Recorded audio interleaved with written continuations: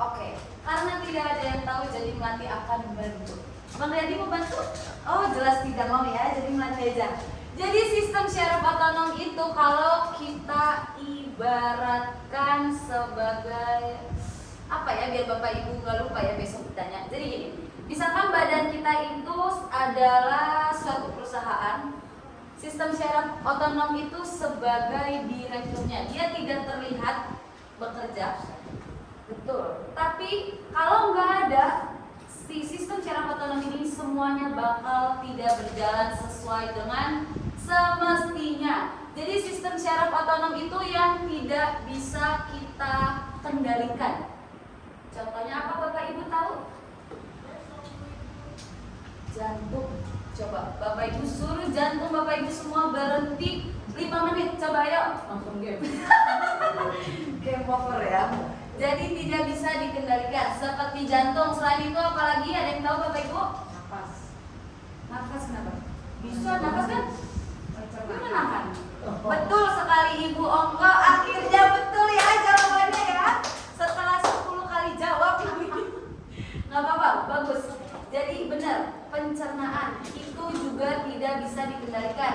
Contohnya Ibu Mary ya, suka jalan-jalan ke luar negeri, makan nasi harganya 5 juta. Terus Ibu Mary bilang ke pencernaannya, tolong jangan dikeluarin dulu, ini nasi mahal. Kira-kira bisa pencernaannya nahan Bapak Ibu? Oh tidak bisa, jelas ya. Kalau memang sudah waktunya keluar, tetap keluar, dan keluarnya pun tetap sama, jadi jadi ya, tetap sama aja. Jadi ini adalah sistem syaraf otonom. Kita hari ini akan bahas di tubuh kita. Biasanya kita bahasnya tentang darah ya Bapak Ibu ya. Tapi sebenarnya ada beberapa penyakit juga yang berhubungan dengan sistem syaraf. Hari ini kita akan membahas tentang syaraf otonom. Ini tubuh manusia tidak dapat mengendalikannya 90%, yang tadi Melati udah bilang. Syaraf somatik itu 10% kita bisa. Nah, jadi hari ini kita bahas kedua ini. Ini itu kita ibaratkan sebagai shift pagi. Kalau yang syaraf parasimpatis itu shift malam. Bapak Ibu bisa tahu maksudnya dari shift pagi dan shift malam? Bingung ya? Masih bingung? Oke, jadi Melati jelasin. Syaraf simpatik itu di mana organ-organ tubuh kita sedang bekerja lagi semangat-semangatnya, seperti detak jantung menjadi cepat, suhu tubuh meningkat, kontraksi otot, pencernaan meningkat. Jadi Bapak Ibu pernah bangun pagi jam 5 subuh pernah? Wis, keren ini Ibu rajin ya. Bu Mary bangun jam berapa? Ngaku aja jujur jam 5 atau jam 6. Ibu Sandi bangun jam berapa? Wih, subhanallah. Pasti sholat subuh ya. Mantap. Bang Riyadi tolong didengar, sholat subuh Bang Riyadi. Nah jadi oke, balik lagi ya. Jadi coba ibu-ibu nih terutama yang bangun pagi. Pak Daniel bangun jam berapa Pak Daniel? Jam 6. Pak Sengki bangun jam berapa? Semua jam berapa? 9. Weh, ini bos besar ini ya, bangun jam 9 ya. Coba Bapak Ibu yang suka bangun pagi-pagi minum air putih yang banyak. Kira-kira apa yang akan dirasa setelah minum air putih banyak? Kencing. Betul sekali Ibu Sani, karena Ibu Sani bangun pagi. Bapak yang bangun jam 9? Salah. Jadi betul, biasanya kalau kita bangun pagi minum air putih banyak, itu akan langsung berasa ya, mau buang air besar. Bapak aja bangunnya siang kok. Jadi memang pada umumnya rata-rata kecuali ada gangguan di bagian pencernaannya. Nah, karena apa? Karena pencernaan itu lagi semangat-semangatnya bekerja di pagi hari. Makanya Bapak Ibu kalau belum bisa waktu itu dokter Jack udah pernah kasih tahu ya. Kita kalau pagi itu diwajibkan untuk sarapan. Biar apa? Biar tubuh kita bisa mengeluarkan detoksifikasi racun dan bakteri yang dari hari sebelumnya itu bisa keluar di pagi hari. Makanya boleh sarapan pagi itu sangat-sangat penting. Nah, kalau saraf parasimpatis itu di malam hari. Kenapa? Karena detak jantung kita akan melambat. Kira-kira kalau detak jantung kita menjadi cepat di malam hari, Bapak Ibu bisa tidur? Bisa. Pasti deg-degan, deg-degan dapat lotre, ya kan? Deg-degan besok mau ketemuan sama ayam, ya kan? Mau pacaran. Aduh, curhat dulu ya. Nah, ini biasanya semua organ tubuh kita harusnya sedang beristirahat. Jadi Bapak Ibu biasa mati mau tanya, Ibu Ongko terakhir makan jam berapa? Wah, nggak tentu, makan jam 10 malam. No, Ibu kenapa? Nah, Ibu terakhir jam berapa Ibu? Udah tidur karena jam 10 malam. Jam segini ya, jam 6, jam 7 terakhir. Jangan lah, saya jam 10. Oke, jadi sekarang mati udah tahu ya, ini tim sehat, ini tim ugal-ugalan. Ugal-ugalan. Jadi benar, sebenarnya terakhir makan itu bagusnya di jam 7. Ya, makan. Boleh nyemil dikit ya, bandel dikit ya, Bu Ongko ya. Tuh lihat Pak Joni udah pusing lihat. Ini istri gue bandel. Benar, jadi terakhir itu jam 7-an itu harusnya sudah selesai makan. Coba Bapak Ibu bayangin, harusnya si pencernaan ini istirahat di malam hari, tapi Bapak Ibu masih suka ngemil, apalagi yang punya keluhan insomnia. Itu bisa jam 1, jam 2 masih punya aja. Yang harusnya istirahat malah disuruh kerja. Yang ada apa? Yang terjadi sistem tubuh kita itu semuanya tidak bekerja dengan semestinya. Nah, baru ada yang namanya gangguan sistem syaraf otonom. Oke, jadi nih Bapak Ibu, jantung, terus apalagi kira-kira selain jantung, usus, apalagi yang nggak bisa kita kendalikan? Apa ya? Itu mau bahasa yang emosian mulu. Kira-kira apa Bapak Ibu tahu? Selain jantung, paru-paru bisa dikendalikan nggak Bang Riyadi? Bisa. Ya. Pencernaan itu nggak bisa. Nah, Ginjal. sama hal apa ginjal? Iya, ginjal juga nggak bisa ya Bapak Ibu ya. Jadi ketika Bapak Ibu itu misalkan makan, pencernaan Bapak Ibu kalau normalnya seperti ini, kita masuk ke tenggorokan, masuk ke usus kecil, nanti sama usus kecil itu airnya diperes bisa keluar dari urin, sisanya masuk ke usus besar. Tapi kalau usus besar kita tidak bekerja dengan semestinya karena tadi ada begadang, sistem syaraf otonomnya rusak, yang ada itu tidak bisa buang air besar, sulit ya, sembelitnya ada masalah di bagian sembelit dan itu tidak, maksudnya enggak umur segini umur segitu enggak ya, itu semua dari pola hidup masing-masing. Rata-rata zaman sekarang anak-anak muda banyak terkena sakitnya apa? Lambung, sembelit, karena apa? Pola hidupnya. Teknologi zaman sekarang luar biasa ya, bisa bikin mata kita melek sampai jam 3 pagi, jam 4 pagi. Kerjanya ngapain jam 3 pagi? Scroll lagi seru-serunya ya. Iya. Jam 12 malam. Kan muda, jam 10 malam masih makan loh. Nah ini Bapak, Ibu, ketika syaraf otonom kita ada gangguan atau rusak, ini sering menyebabkan insomnia, gugup, sembelit, serta diare. Yang biasanya itu lebih ke psikolog. Emosionalnya itu akan terganggu ketika sistem syaraf otonomnya tidak bekerja dengan semestinya ya.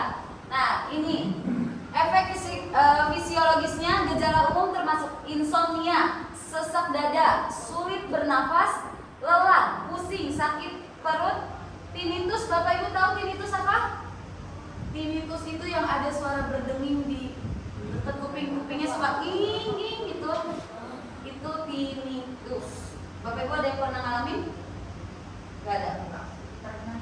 Pernah ya? Ibu pernah. Nah itu semua bergantung dengan syaraf karena ada gangguan di bagian syarafnya ya. Jadi tidak boleh disepelekan. Oke, nah kalau dari psikologisnya itu gangguan mood yang umum seperti depresi, kecemasan, gelisah, gangguan bipolar. Bapak Ibu tahu bipolar apa? Pada dulu pernah dengar bipolar? Apa tuh Pak? Yang Bapak tahu? Kejiwaan, 2 bahasa manusianya, bahasa awamnya ya. Bipolar itu kayak misalkan Pak Daniel nih hari ini sekarang kita lagi ketawa-ketawa, 5 menit kemudian tiba-tiba si Pak Daniel jadi marah-marah. Dia tidak bisa mengontrol emosi dengan baik.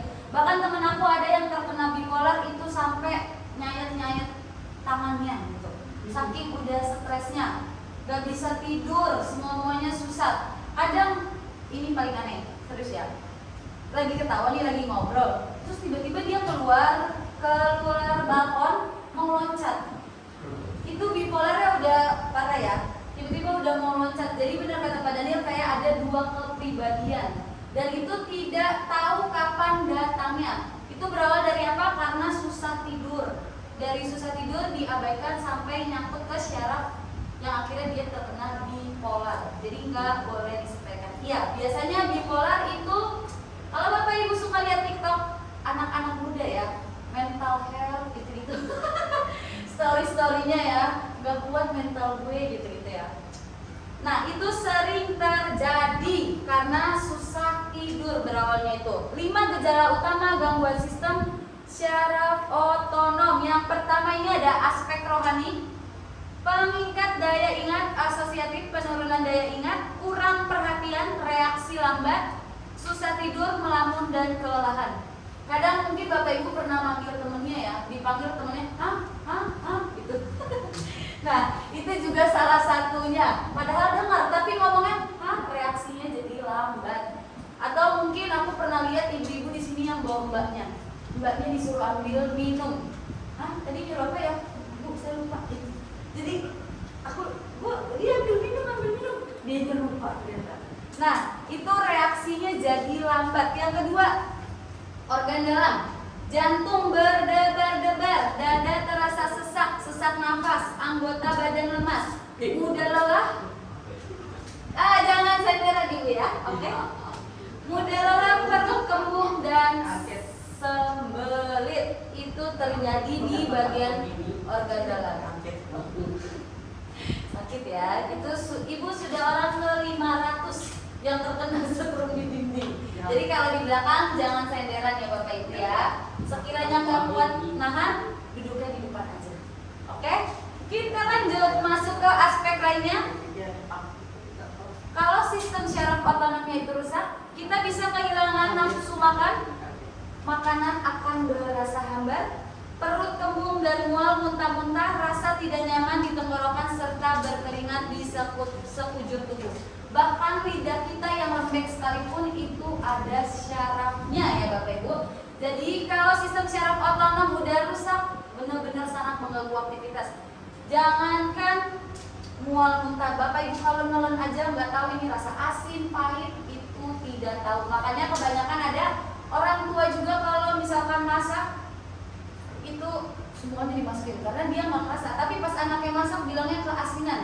Karena apa? Sudah ada gangguan pada sistem syaraf otonomnya. Nah, setelah itu aspek kranial, ini sakit kepala, tegang terjadi dan kepala terasa seperti ada beban yang menekan atau rasa terkekang. Mungkin ini ada beberapa Bapak Ibu yang merasain ya. Ini yang terakhir ini Pak Sengki, mobil udah gede banget ya, mati udah mau ketelan. Ini aspek emosional, mudah tersinggung, cemas, gugup, sensitif, curiga, takut, emosional, tidak stabil, gelisah, dan gelisah. Itu biasa kalau kita bilang ke Bapak Ibu di Alfatera ini semua bisa dibantu. Kalau sistem syaraf otonom sebenarnya itu bagus menggunakan gelombang warna apa Bapak Ibu masih ingat? Biru. Cakep. Warna biru. Dia 100% ion negatif akan masuk ke dalam tubuh kita. Jadi sebenarnya Alfatera ini nggak hanya cuma untuk membersihkan darah. Fungsi utamanya ada 4. Yang pertama untuk membersihkan darah. Yang kedua melancarkan. Nah, itu sebenarnya masuk yang pertama. Yang kedua itu meningkatkan sistem imun. Yang ketiga meningkatkan sistem metabolisme. Makanya ada beberapa Bapak Ibu yang bilang kulitnya lebih cerah, terus juga rambutnya berubah jadi warna hitam. Itu karena ditingkatkan sistem metabolisme dan juga memperbaiki sistem syaraf otonom. Makanya ada teman kita Janet yang autoimun ya, ada masalah di bagian autoimun, itu juga bisa diperbaiki. Yang penting datang setiap hari. Bapak Ibu harus sabar-sabar. Misalkan Ibu Ongko udah berapa bulan sekarang datang? 6,5 tahun. Udah 6 bulan. Bapak kek selalu temenin Ibu, tapi Bapak nggak merasa apa-apa, cuma selalu datang. Tapi pasti itu akan ada perbaikan. Itu sama halnya dengan yang dirasain sama Pak Effendi. Dia 2 bulan terapi nggak ngerasa apa-apa karena cuma temenin istrinya aja. Tapi setelah 2 bulan dia baru berasa, 1 bulannya itu nggak ada, kayak sakit tetap ada ya. Setelah 2 bulan sakit bahu, leher dan pinggang itu sudah hilang. Bagus Bapak Ibu? Bagus ya, kita kasih tepuk tangan. Jadi Bapak Ibu harus semangat ya, walaupun belum berasa dari sekarang, tapi itu pasti akan ada perbaikan. Jangan terlalu fokus ke penyakit Bapak Ibu, tapi Alphatera ini bantu ke seluruh tubuh, dari ujung rambut sampai ujung kaki. Kayak Ibu Sani juga udah ngerasain ya. Mungkin kita dari awal udah bilang untuk glukoma tidak bisa, tapi Ibu Sani tetap datang karena ada banyak perbaikan. Betul Ibu Sani? Di badan terasa apa Ibu Sani?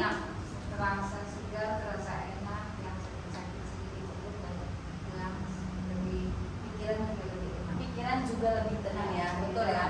Karena kalau kita badannya udah mulai enteng, sehat, pasti otaknya juga moodnya ya, nggak terlalu sensitif. Betul banget. Kayak Pak Sengki sekarang udah mulai senyum. Dulu dia cuek orangnya. Betul kan Bapak? Senyum. Senyumnya pelit amat. Oke, Bapak Ibu, ini adalah gangguan sistem syaraf otonom. Banyak ya, ada panjang. Jadi Bapak Ibu, kalau yang mau boleh masuk ke grup. Nanti kalau misalkan ada pertanyaan boleh ditanya ke kita atau ke Bang Riyadi, boleh ke Melati, boleh ke Vivi atau ke Nawaf. Kalau kita nggak tahu, kita akan langsung tanya ke Dokter Jack ya. Jadi kita nggak akan sembarang kasih tahu Bapak Ibu. Nah, ini 45% gangguan tidur. Orang di seluruh dunia tidak dapat tidur yang cukup. Jadi ada beberapa orang sudah tidur 8 jam, 10 jam, 12 jam, bangun tidur, bawaannya tetap aja emosi, terus malas, ada rasa-rasa malas, itu ada di sesi sebelumnya. Si Bapak tidur udah lama, tapi dia merasa buat bangkit berdiri ngelakuin aktivitas itu malas. Ibu Sani pernah? Ya. Oh pernah ya. Nah itu karena apa? Tidurnya kurang berkualitas juga. Tapi di Alphatera itu bisa bantu memperbaiki tidur Bapak Ibu juga. Tapi balik lagi ya, itu masing-masing tipe tubuh kita berbeda-beda, dan juga tergantung Bapak Ibu datang rajin atau tidaknya. Oke? Nah ini Kak Lina, dia umurnya 32 tahun. Kak Lina ini punya sembelit dari lahir. Kalau kata maminya, ini maminya di sebelahnya, dia sangat susah sembelit. Udah dibawa ke mana-mana, udah berobat, semuanya udah dicobain, tapi tetap susah sampai akhirnya udah nggak pernah ke dokter lagi. Jadi dia hanya mengkonsumsi obat pencahar biar bisa buang kotoran, karena seminggu itu bisa cuma sekali atau 5 hari cuma 1 kali, dan itu dia bilang memang benar-benar gak enak. Biasanya anak muda kalau disuruh terapi males, betul ya, kecuali disuruh wisata kuliner baru pada semangat. Tapi Kalina juga awalnya tidak percaya dengan terapi karena maminya udah ada perbaikan di bagian jalannya, dia lihat sendiri. Jadi dia sekalian temenin maminya, sekalian coba. Nah, jadi ini kita langsung nonton aja ya. Halo guys, selamat pagi. Gimana kabarnya, baik?